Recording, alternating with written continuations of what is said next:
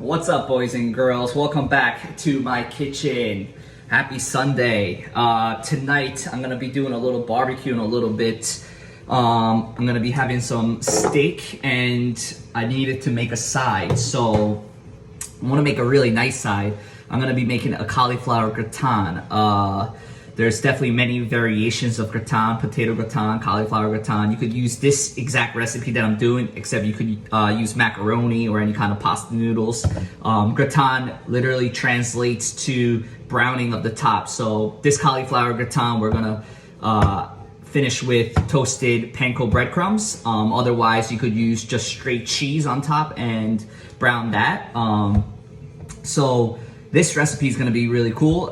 You literally need 2 heads of cauliflower. Then you need about one stick of butter. This is 8 tablespoons.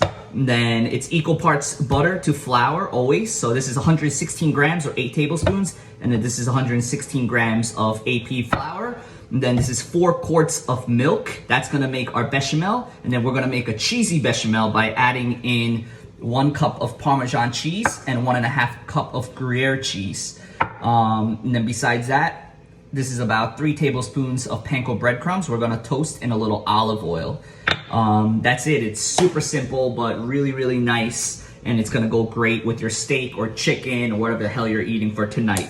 Or by itself, okay? So yeah, let's get it started, guys. So guys, first and foremost, we're gonna have to break down the cauliflower, and I want you guys to break it down into little florets. So here's the cauliflower that I'm just gonna cut into florets, and then from this point, I'm going to break it into little bite sizes. So I want you to make it into this size for both cauliflowers, okay?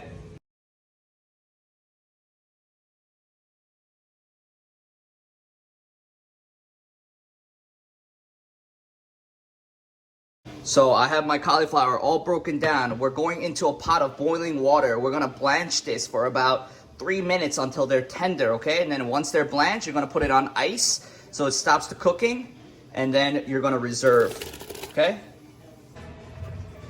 Next, it's time to make the bechamel, guys, which is gonna be the sauce. First, butter goes in. You don't wanna see any browning, okay? You're just melting this butter.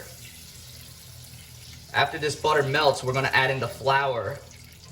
And that creates a roux. That's gonna be our thickening agent for our milk. Okay, so we're gonna add in the flour after this butter melts. Fucking melt, let's go. All right. You're gonna need a whisk, because you're gonna whisk this for about 10 minutes until the flour cooks out. So at this point, pretty much melted, right? I'm gonna go on with the flour. Again, equal parts butter to flour. And then at this point, we're gonna whisk for 10 minutes, guys, and the flour's gonna cook out.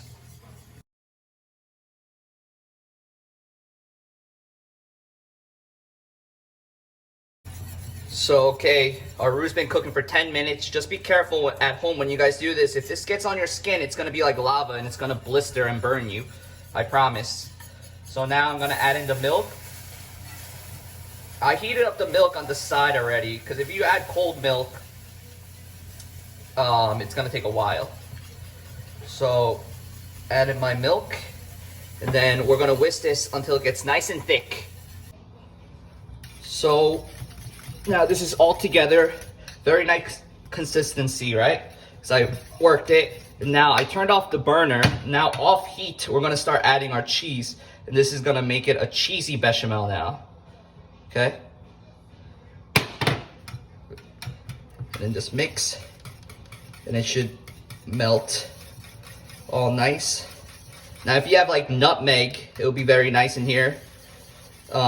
Just be careful how much salt you put in, because the cheese is gonna be salty. And just work this, okay? Until it's nice and creamy, and then you're gonna reserve on the side. So at this point, I have this cauliflower already blanched off, so it's nice and tender, it's not raw, okay? You don't wanna overcook it either. So I'm literally going to put cauliflower. Almost equal parts, okay? And the cheesy bechamel. And I'm going to mix it up. And you guys could use whatever baking dish you have. For me, I'm gonna make it a little bit fancier and kind of plate it up. So look at this, this looks amazing. So it's nice and coated. All the cauliflower is coated in the bechamel. Okay? So at this point, honestly, in this dish, in this baking dish, you could bake it. But I'm going to put mine in a ring mold, okay? So I have a ring mold over here. I'm gonna first go down with a little bit of bechamel. And then I'm gonna go in with my cauliflower. And just remember, when you guys are making this bechamel at home, if it's a little thick, add a little water or a little bit more milk. Okay, so now I'm gonna just try to mold this into this ring mold. Perfectly like that.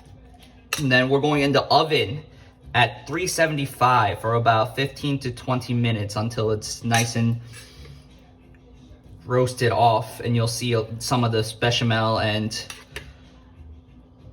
it's gonna get nice color, okay? So at this point, so the whole ring mold is covered, okay? Now I'm gonna use my microplane. I'm gonna add a little bit more cheese to the top. Like that, for that extra cheesiness. Who doesn't like extra cheese? Okay, just like that. Now we're going in the oven for 15 to 20 minutes at 375. Here we go, guys. Oh man, look at that. The cheese is nice and started browning on top. It's like bubbling. I'm gonna put a little breadcrumb and I'm gonna finish plating, okay? Wait, look at this cauliflower gratin. Came out fucking pretty nice, I would say. Almost restaurant quality, but so I finished it with a little bit of breadcrumb on top and it looks really, really delicious. So we're gonna go in for the kill. All right. Yeah. Still hot. I'm gonna burn my mouth right now.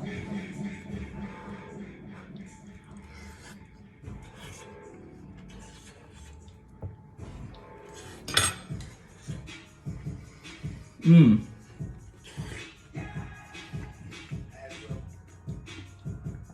Should have taken a smaller bite, but really nice. The bechamel came out really nice and cheesy. Love the Gruyere cheese. And it's got like the perfect texture from the breadcrumbs. This is gonna go excellent with a piece of steak. I'm gonna make a nice steak, maybe like a little sauce. Then, yeah, I'm gonna eat this cauliflower gratin with it. Excellent. Have a wonderful Sunday, everyone. Thanks for watching my videos. Peace.